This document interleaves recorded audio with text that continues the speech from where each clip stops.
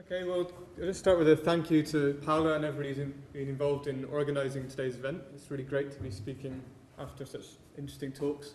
There's been some kind of interesting themes that have been introduced by their speakers, and it'd be good to kind of build on them. I thought Caroline Steele's talk that we showed from the TED video was very interesting, and maybe some of what we're doing in the Abundance Project relates to that. So to explain kind of things we do, we collect surplus fruit that's growing in Edinburgh, and we try to put it to good use. A lot of the fruit that's growing very often is just going to waste, and so what we're trying to do is we're helping tree owners harvest their fruit. We're giving them the first pickings of what they have, and then any that's left over we'll take and try to get out into the community, and we'll take it to local shops and get it to community groups and homeless shelters. We also take the fruit to local apple days just to show people that there's a huge diversity of fruit that's growing in our city, and we also run little cooking workshops just to kind of get people sharing recipes and kind of enjoying eating and cooking together. We're actually really fortunate to be living in Scotland because, I mean, Scotland produces a huge amount of fruits. I mean, you wouldn't really know this if you went to the supermarket, but there's lots of different kinds of fruit that grow very well in this country. I mean, apples, pears and plums are well known, but you have quinces, medlars, even kiwi fruits will grow in Scotland.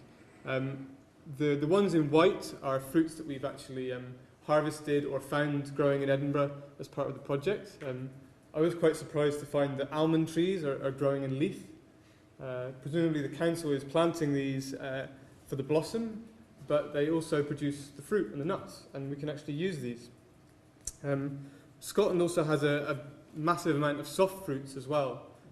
It's actually a very good country for growing lots of berries, and we have berries that are growing wild almost everywhere, and a lot of that can be used and kind of worked into community projects. Apples in particular are almost everywhere in the city. You know, any big garden is likely to have an apple tree, and so a lot of the work we do in the Abundance Project involves harvesting apples and distributing them.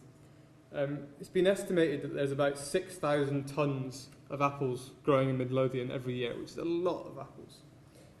But most of these apples don't actually get used. They're perhaps growing in people's gardens and they don't really have the resources to deal with them when they all come at the same time.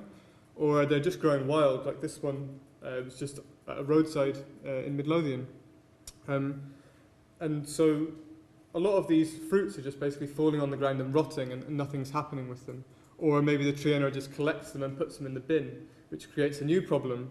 It means that the apples are being put into landfill, which is maybe even worse. But at the same time, in Scotland, we're suffering from a problem with health. People aren't eating enough fruit and vegetables. I think the figure is that only 20% of people are actually eating the kind of 5 portions of fruit and vegetables a day that are recommended. So it kind of seems quite crazy that on one hand, we're paying the council to take perfectly good fruit, dig a hole in the ground and bury it. And on the other hand, we're not eating enough fruit. So to me, this was just an opportunity to do something really interesting, to try and get that wasted resource and get it doing something useful. So there were a few other people that had a similar idea. I mean, we kind of were inspired by a group in Sheffield that had run a project called Abundance Sheffield and had been very successful. And we thought, well, why don't we do that in Edinburgh too? Also, the Transition Edinburgh South group were interested in mapping and harvesting fruit grown from public trees in Edinburgh. And so we decided to kind of get together and try and run the Abundance Project in South Edinburgh. So we started in September. We started flyering, and this is the Abundance Sheffield group. I think we're recently on River Cottage and had a visit from Hugh Fernley-Whittinstall. So in September we started harvesting, and we thought we were doing quite well. We were giving out flyers and every so often getting more offers of fruit, and we seemed like we were getting quite a lot. And that was until kind of later in the month where we got an article in the Evening News, and then from that point on we were kind of just deluged with offers of fruit. We were kind of being offered fruit from Preston Pans, from Falkirk, from Stockbridge, Leith, south of Edinburgh. There's so much out there that just isn't being used, and very often the tree owners are really keen to see something good happen with it. So, I mean, we realised that we were just scratching the surface of something that could be quite big. just to give you an idea of how much fruit might be growing in the city, the Abundance Sheffield group have actually been mapping the fruit that they're finding and harvesting. And here's the map that they produced. This is only a fraction of the trees that they're harvesting from. And somewhere under that blue mass of markers is Sheffield. I mean, they've taken to referring to Sheffield as just one big orchard because there's so much out there. So this year we've been going out in the south of Edinburgh. We've been harvesting in Merchiston, in Morningside, and the Grange. And it's been really great to kind of experience firsthand the diversity of Scottish fruits. I mean, this is just an example. All of these apples have been grown in Scotland. And the whole mosaic, I think there's about 90 apples there. But that's not even that many, because in the apple collection in the south of England, they have 2,000 different varieties. And they're even being selective about the ones they include. So there's hundreds of different types of apples, all with different flavours, come at different times of the year, that we otherwise wouldn't really know about because there just isn't a market for them right now. I mean, we've really been enjoying Discoveries, Norfolk Royal Russets, James Grieve, Newton Wonders, and these are all growing in gardens in Edinburgh. So already this year we've been even more successful than we anticipated, and there's still plenty of fruit out there on the trees. I think most people are surprised when I tell them that actually no, the season isn't over. There's a lot of fruit still out there. I mean, you can be harvesting from early in the summer all the way through till January, and if you kind of store the fruit, you can have fruit all the way up until the next harvest. So it's possible to have a year-round supply if you're organised. But what is it that makes Abundance Project valuable? I mean, why is it something that's worth doing? Well, I mean, it's really good on lots of different levels. Encourages people to eat healthily. I mean, the reason people aren't eating enough fruit and vegetables isn't just due to a lack of a supply. It's also because they don't really have much connection with the process of food production. So we found that actually if you involve people in harvesting fruit, they're actually much more enthusiastic about eating and using the apples. And so taking part in the project does help people improve their kind of healthy eating. It's also great exercise. People are going out and kind of walking the streets and flyering their neighbours, and we have volunteers tree climbing to harvest the fruit, and it's a lot of fun. It's accessible to almost everyone. Young people and old people can get involved. The kids love drinking the juice, and it's also really good for the environment. Any fruit that we're eating as part of the project means that we're eating less fruit that's coming from overseas. And it gets neighbours talking to each other, which is a good thing. I mean, we try to encourage people to keep it local, to flyer their own streets, and so it's good if people are going and speaking to their neighbours and just talking over just the fruit that's growing. Really, it's a kind of win-win situation, because we find very often that the tree owners are almost the most enthusiastic people.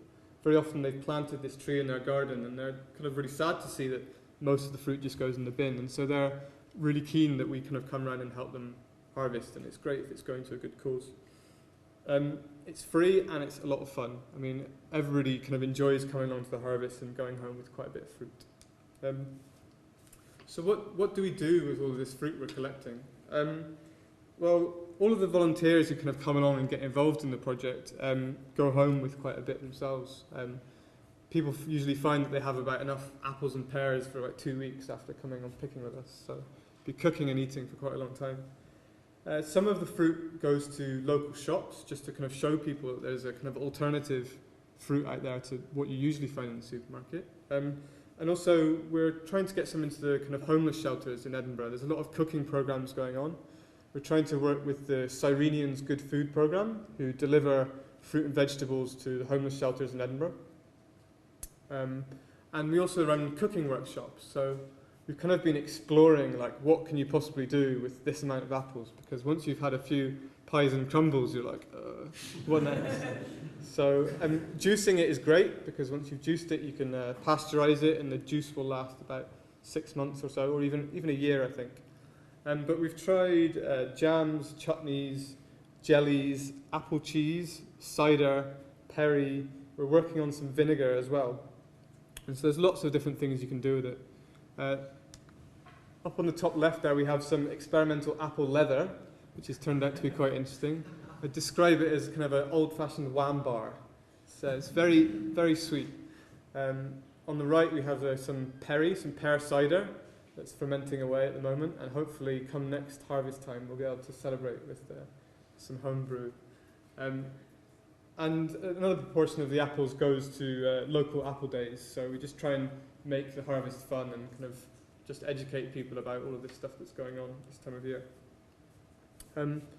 So we've got off to a really good start, but we've realised that there's a huge potential in this idea, and just the kind of offers we're getting from all over the city, we realised that we can actually grow much bigger. We started in what we thought was quite a small area. We thought, right, South Edinburgh, that's not very big. But we pretty quickly found that there was just much more there than we could actually deal with. And we realised that abundance really works best when it's a local project, when it's people just going down their street to harvest fruit. I mean, the closer the tree is to your home, the less work it will be for you to get it into storage and do something with it. So we're hoping next year to improve on the project and to grow, but what we want to do that not by expanding our project, but by encouraging other people to set up similar projects in their part of town. It's really not difficult. It doesn't require a massive amount of kind of expenditure or time. We're going to be trying to build up a supply of apple pickers, crushers, presses, and pasteurizers, and we'll be able to share these among different groups in the city. We've got lots of fun ideas for things to do next year to kind of improve on things. So a major theme of the Abundance Project is about celebrating seasonality. During the harvest, I went into a local supermarket just out of curiosity, just to see the kind of apples that they have at that time of year, and I was kind of, well, not really surprised to see that most of it was from New Zealand, South Africa, France, Italy, Chile, and there was almost none from the UK. I mean, fruit from the UK makes up a very small proportion of the stuff we actually get in our supermarkets. And there's a reason why this happens. I mean, it's that these other countries can supply fruit reliably over the year and can supply cosmetically perfect fruit that we demand, and they can do it at a lower price than UK growers can. And in a way, it's kind of quite easy to kind of bash the supermarkets for not supplying all of this local stuff and not supporting our local farmers, but really we have the power to change this. The reason they supply this is because it's what we're demanding. And so one way that we can actually do something about it is by, paying a little bit more for locally grown fruit and getting a bit more diversity and seeing that there's more to apples and Granny Smiths and Golden Delicious. But even better than that, rather than just kind of going to a supermarket for our food, we can actually engage in the process of food production. Abundance offers us the opportunity to do that. And if we engage in how food is produced, we'll find that, it's better for us, it's better for the environment, it's better for our local economy, and it tastes better too, which is a bonus. So, yeah, I'd really like people to kind of feel like they can get involved in the Abundance Project, to start something up in your area, and to get in contact and let us know, and we'll do our best to kind of support you in whatever way we can. So, yeah, look forward to seeing some of you maybe next year out harvesting. Okay, thank you very much.